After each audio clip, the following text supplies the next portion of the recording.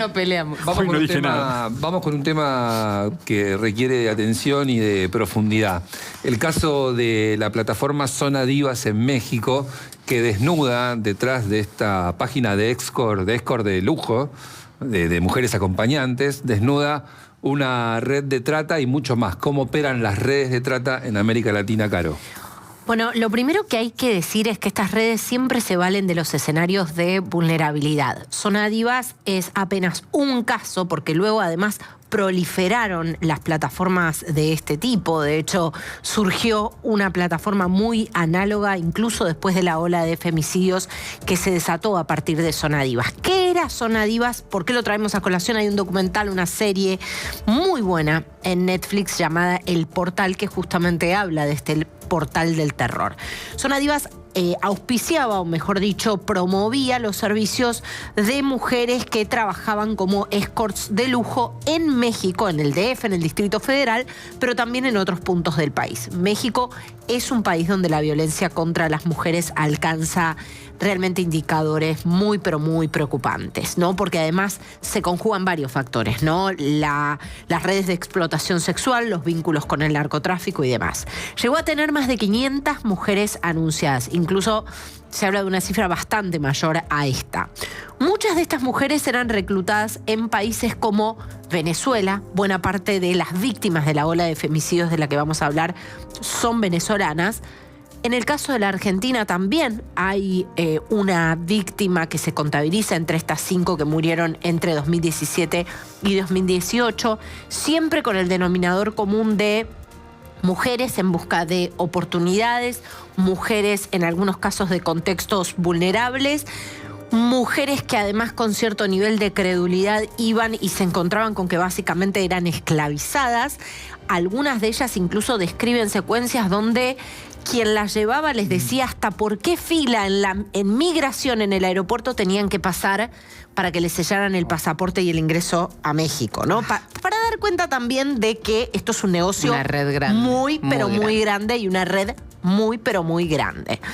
Bueno, entre 2017 y 2018, como les decía, se registraron 5 femicidios, muchos de ellos en hoteles, prácticamente todos ellos en hoteles, disfrazados de un encuentro que termina obviamente con un desenlace fatal. En el caso de el último, que es el de una chica venezolana, Kenny Finol, fue encontrada en un callejón, brutalmente asesinada. Hay detalles sobre estos femicidios que casi que uno quisiera no tener que reproducir, ¿no? Pero de verdad la serie los cuenta y da cuenta justamente del nivel de sadismo sobre estos cuerpos y sobre estas mujeres, que estamos hablando de mujeres jovencísimas, 23, sí. 24, 27 años, ¿no? Bueno, el 55% de los reportes de trata de personas en México son para los fines de explotación sexual. Se sospecha de nexos con integrantes de grupos narcos y en particular en los casos, en los 5 femicidios reportados de mujeres que promocionaban sus servicios en Zona Divas, se habla de Unión Tepito, una organización criminal como la ejecutora, o algunos de esos integrantes como los ejecutores de estos femicidios, pero también se habla y mucho de Ignacio Antonio Santoyo Cervantes, alias El Sony, quien fuera el dueño de Zona Divas, que en una entrevista dijo que ellos meramente ofrecían servicios de publicidad sobre los servicios de estas chicas que trabajaban como escorts. Bueno, los testimonios y la reconstrucción del entorno de estas chicas lo que dice es que en muchos casos habían sido previamente amenazadas y tenían mucho, pero mucho miedo, porque muchas de ellas querían salir de esta red de explotación, querían independizarse, porque además literalmente eran esclavizadas, en el sentido de que tenían que pagarle a una agencia, tenían que pagarle al portal, tenían que pagar servicios de hospedaje en departamentos, todo dependiendo de la misma red, de la misma estructura que las contrataba, para terminar explotándolas de todas las maneras posibles. Repito que algunos de los hallazgos han sido de un sadismo irreproducible, con torturas, con abusos sexuales, hasta con inscripciones sobre los cuerpos, realmente muy, muy terrible y muy escabroso. Pero marco esto porque muchas veces oímos hablar de ofertas laborales engañosas, de personas que son llevadas a determinados lugares diciéndoles que van a trabajar o en un bar o que van a trabajar y terminan presas de estas estructuras que en muchos casos terminan siendo un camino de muerte como esto, ¿no? Y en cualquier caso, aún quienes eran conscientes de que lamentablemente iban a prostituirse, también podemos preguntarnos cuál es el nivel de elección que tiene una persona que no tiene alternativa alguna y que termina siendo empujada por las circunstancias a este tipo de redes, ¿no? Para mí, un caso que vale mucho, mucho la pena mirar de cerca. En 2021, 1.305 víctimas de trata con fines de explotación sexual reportadas en México, 605 fueron a nivel federal y 700 a nivel estatal, porque esto no solamente sucede en México DF, sino en otras ciudades del país. Hablemos de esto con una persona que fue víctima de una red de trata que en el año 2012 fue rescatada, si es la expresión correcta, sobreviviente de una red de trata en Tierra del Fuego y que convirtió su experiencia en una experiencia de activismo y de lucha contra la trata de mujeres con fines de explotación sexual. Está en Washington, o en Estados Unidos, entiendo, no entiendo, no precisamente la ciudad, por ahí me equivoco. Es Alika Quinan Sánchez. Alika, ¿cómo estás? Gonzalo, Caro, el equipo de Infobae te saludan. Hola chicos, ¿qué tal? ¿Cómo están? Dije Washington. Caro, Alika. qué gusto verte. Hola, Ali, ¿cómo estás? ¿Qué tal, Alika? Dije Washington, o me equivoqué, o en otra ciudad. Bueno, no tiene mayor importancia. Gracias. Está muy bien, está muy bien. No te olvides, Gonzalo, que y un poco ya entrando en tema y siguiendo la gran presentación que hizo Caro, que nos conocimos hace varios años en la Universidad de San Martín, puntualmente también, ¿no? Cuando yo recién lanzaba el programa ahí y ella vino, porque desde esa época viene siguiendo estos temas que son tan complejos, que estamos ante organizaciones criminales, ¿no?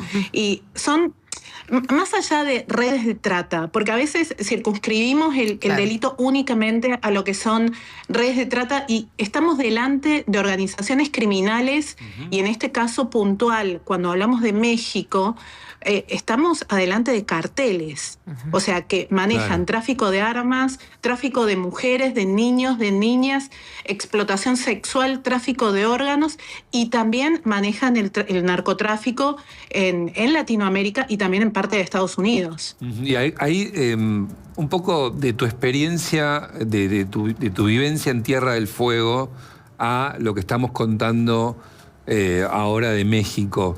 ¿Qué matices hay? ¿Qué evolución o involución del asunto? ¿Qué conectores podés trazar? Bueno, yo honestamente veo que es exactamente el mismo fenómeno llevado a la intranet o a la internet, incluso vinculado también a las redes sociales que son un puente para reclutar y para captar. Hay también un fenómeno que no quiero salirme mucho del tema, pero creo que o considero que estamos hablando exactamente de lo mismo, porque muchas agencias de modelos que reclutan, que captan a mujeres, no solamente para plataformas como la que era Zona Divas, para OnlyFans, hoy están reclutando mujeres y se las están llevando a Dubái para presentaciones, ¿no? Y esto, ahí te doy un poco de pie, Caro, porque sé que también estuviste investigando esto. Hay una situación que está vinculada a la Protex, el fiscal federal de la Nación, que trabaja estos delitos complejos, donde es prácticamente un fenómeno que está circunscripto a la situación de vulnerabilidad de las víctimas, a todo una cuestión social de gustar, de querer facturar en dólares, porque esto rinde, a no poder frenar un delito que está increyendo hoy no solamente en Latinoamérica, sino puntualmente en nuestro país. Ali, mira, mientras vos hablas estamos viendo la placa porque siempre está bueno y me parece que cuando se habla de muchas de estas mujeres a veces no se les pone nombre y me parece que está bueno nombrarlas, ¿no? Porque incluso muchos casos naufragaron en la impunidad. Karen Ailén Grodznicki, argentina, de la provincia de Chaco. Andreina Escalona Leiciaga, venezolana, Wendy Vanesca, venezolana, Kenny Finol, venezolana, y Genesis Gibson, también de nacionalidad venezolana. Bueno, en este caso, el drama humanitario venezolano también tiene este correlato, ¿no? En chicas empujadas a estas redes. Y bueno, lo que vos nombrás de Dubái, se está investigando. Hay un caso de una modelo ucraniana que fue llevada a Dubái y que fue encontrada brutalmente golpeada en una acera, al costado de una calle en Dubái. Se habla de incluso contratos de confidencialidad donde tienen que acceder a básicamente ser torturadas en lo que se conocen como, entre comillas, fiestas sexuales. Alika, quiero preguntarte por algo más conceptual. Cuando se habla muchas veces de, bueno, algunas de estas mujeres elegían ofrecer sus servicios de prostitución o de escort, ¿cuánto hay de elección en personas que no encuentran otra alternativa? Bueno, yo creo que claramente estamos hablando de un consentimiento viciado. O sea, hablar de elección cuando tú, puntualmente mi caso, ¿no? O sea, porque esto me lleva a mí a recordar con mis escasos 17, 18 años, que claro, muchos dicen, incluso en el juicio, que decían, bueno, Alika eligió.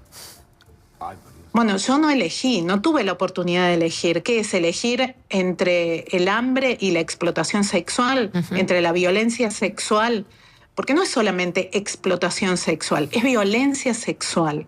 Claro. Cuando hablamos de elección en estos casos, es muy cruel y es muy recortado, ¿no? Poder hablar de elecciones en estos temas. Yo creo que cada una de ellas, Karen, Andreina, Wendy, Kene, Génesis y tantísimas más, y muchos otros casos que no conocemos, no tuvieron la oportunidad de elegir, sino que fueron empujadas a situaciones que realmente son escalofriantes, como lo mencionaba Caro, y que además no tienen salida, porque las que fueron víctimas de femicidio en contexto de explotación sexual querían salir de esa dominación que tenía Sony por encima de ese emprendimiento, explotación sexual, llamémosle como quieran, ¿no? Pero ellas querían salir de esa estructura que para ellas era de explotación, porque los gastos eran altísimos y no les permitieron. Y a cambio era la muerte. ¿Cuántas están ahí que se dicen o que opinamos ligeramente como sociedad? Están ahí porque quieren, pero realmente no tienen otra posibilidad. Y lo siguiente es ser víctimas de femicidio, como es el caso de México, ¿no?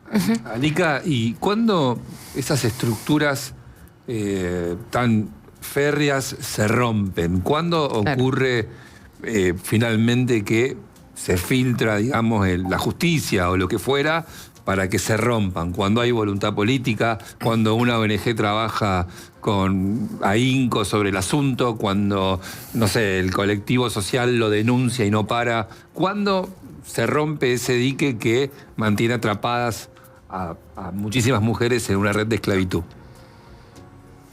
Bueno, yo creo que primero y principal es cíclico. Va acompañado de diferentes antecedentes sociales que pueden ir surgiendo, y cuando la víctima ve que hay una iniciativa social, política y cultural que la acompaña, ¿no?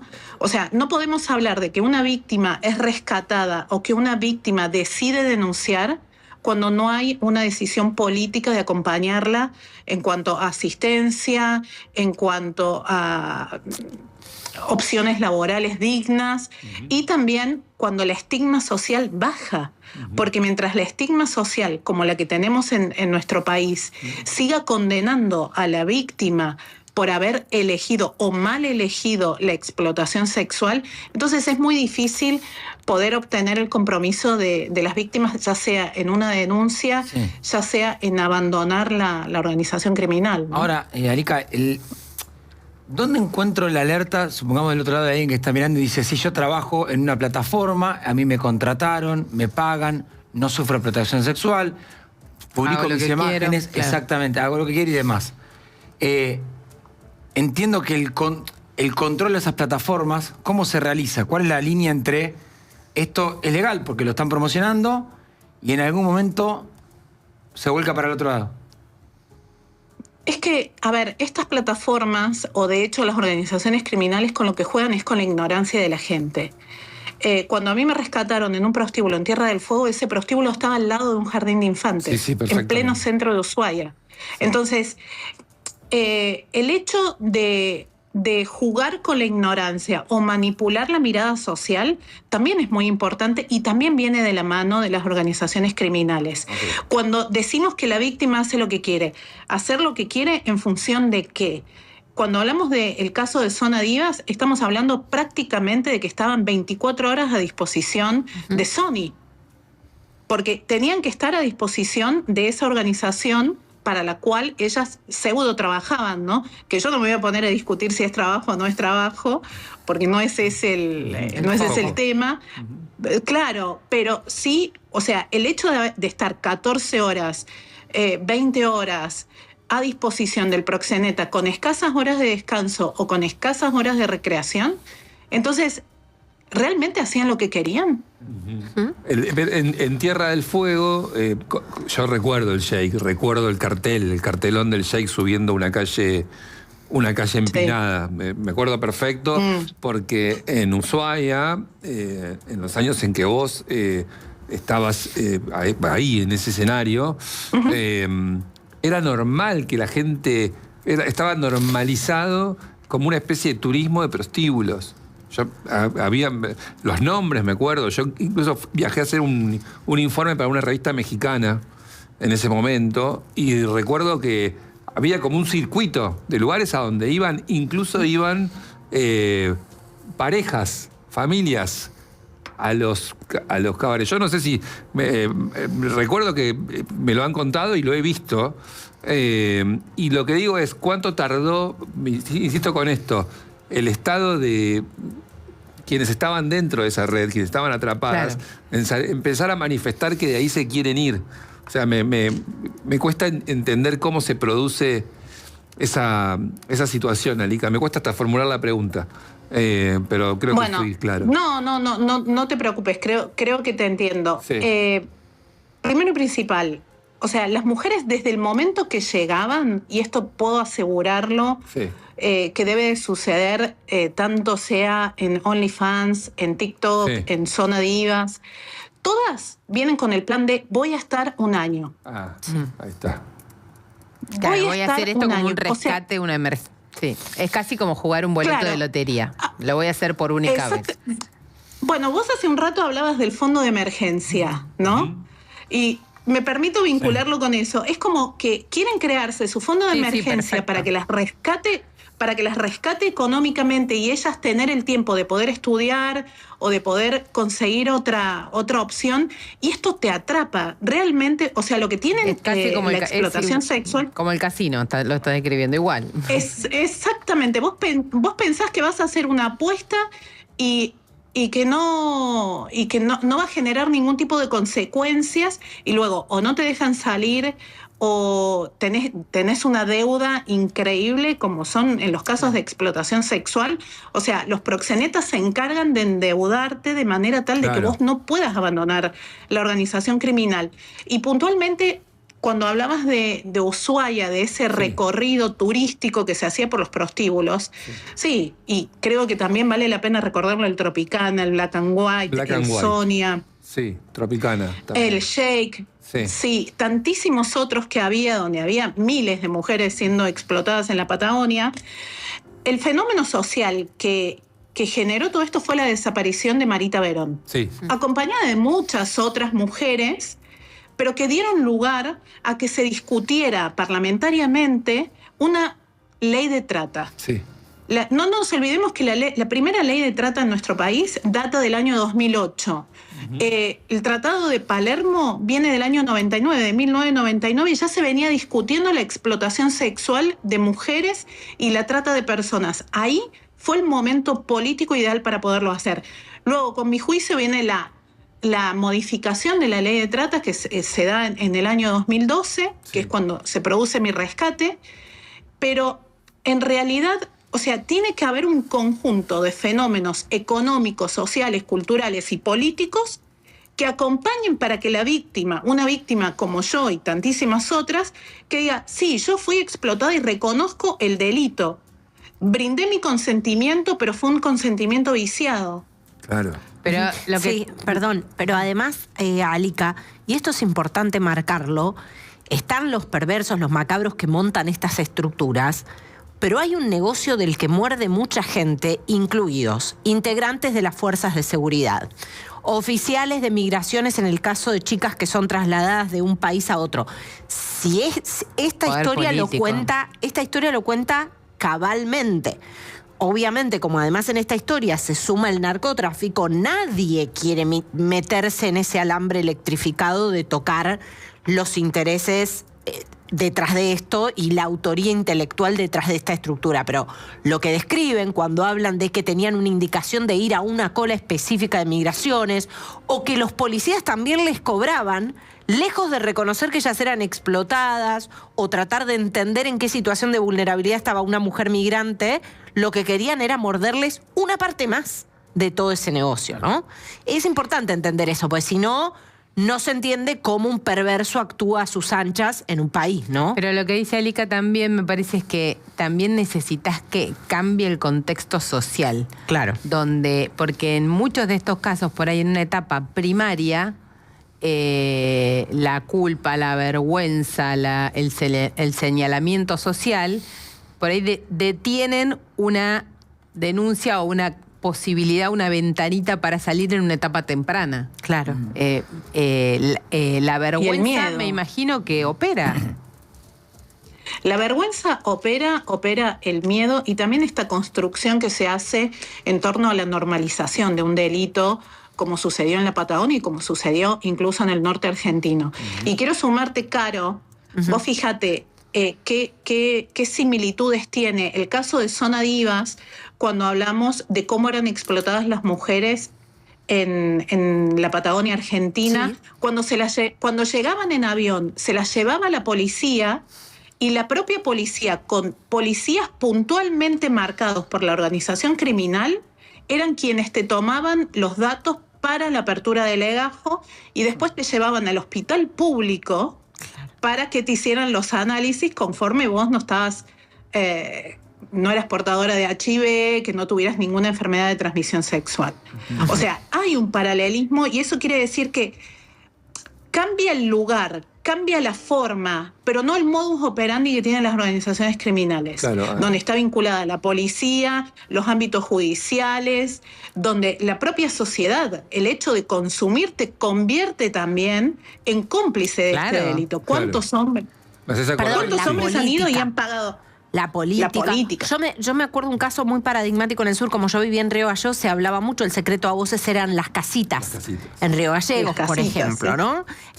Digo para decir, para ponerle bien nombre y apellido, en el caso de América Latina hay en particular 2 denuncias gravísimas que pesan contra un ex primer mandatario y un primer mandatario, un dictador, Daniel Ortega, acusado de abusar sexualmente no solamente de su hijastra, Zoila América Narváez, sino también otros casos, y el caso del expresidente boliviano Evo Morales, ¿no? Sí. Acusado por estupro, pero donde además lo que se investiga es también una situación de explotación, ¿no? Hiciste acordar Hay una denuncia en Protex contra Evo Morales por el consumo de prostitución, pero puntualmente de niñas que iban con todo el gabinete a prostíbulos en Santa Cruz de la Sierra y esa denuncia está en Protex.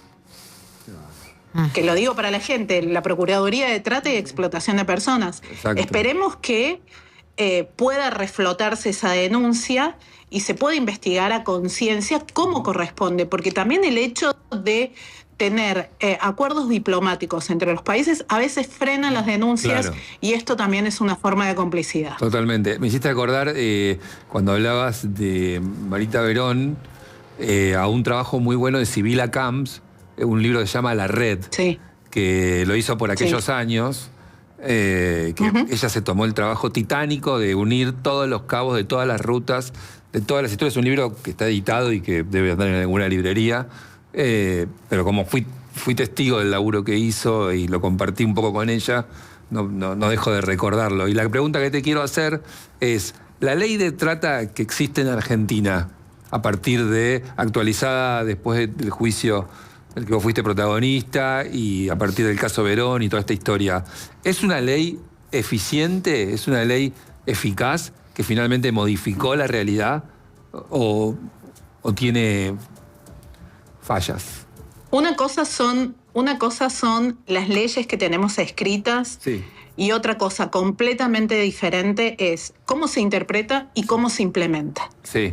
El fallo que tiene la ley de trata en nuestro país, primero que requiere claramente de una actualización porque es una ley que tiene casi 20 años, pero además de eso es la mala interpretación que tienen los jueces respecto a la ley y la implementación que se produce por parte del Ejecutivo en cada una de las provincias, que por supuesto es una mala aplicación por cuestiones presupuestarias, por cuestiones de connivencia política y por supuesto de corrupción también, y esto hay que romper el tejido de todo lo que es la estructura corrupta que hay dentro del Estado para que esto se pueda implementar de manera real y que realmente estemos hablando de rescate. Yo cuando me hablan de rescate yo siempre me río porque digo, ¿rescate de qué? Rescate es cuando te sacan de un lugar, cuando te estás ahogando y te salvan la vida. Y en realidad cuando se producen los rescates o los rescates que se vienen produciendo en Argentina en los últimos 20 años es,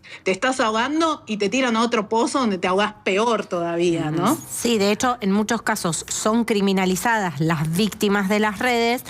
Y quiero preguntarte por esto, Alika, que obviamente siempre es muy delicado. Muchas de ellas quieren escapar de la red de trata, pero de alguna manera vuelven a estar empujadas a la lógica de la explotación y de la prostitución, ¿no? Muchas de ellas que han logrado salir, en el caso de, por ejemplo, esta red se describen algunos casos donde logran salir, pero siguen haciendo una vida o teniendo sus ingresos a través de la prostitución, ¿no?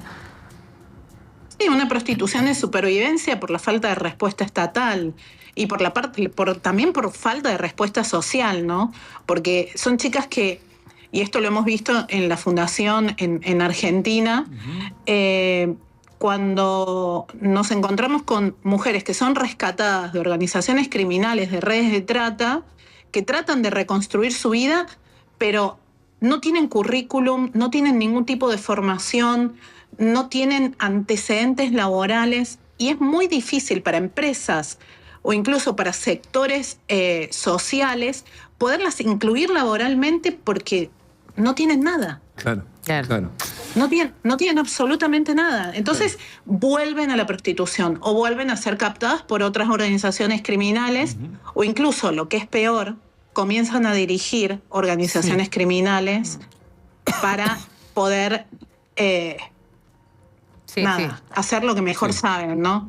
Que es implementar la explotación que sufrieron, implementarlas ellas mismas. Claro, Alika, bueno, un gusto escucharte, verte, conversar con vos. Hasta la próxima. Bueno, muchísimas gracias y que estén muy bien. Un abrazo enorme. Alika Quinán Sánchez. Gracias por el tiempo. No, por favor, Alika Quinán Sánchez, sobreviviente y activista contra la trata, mientras en la mesa se sienta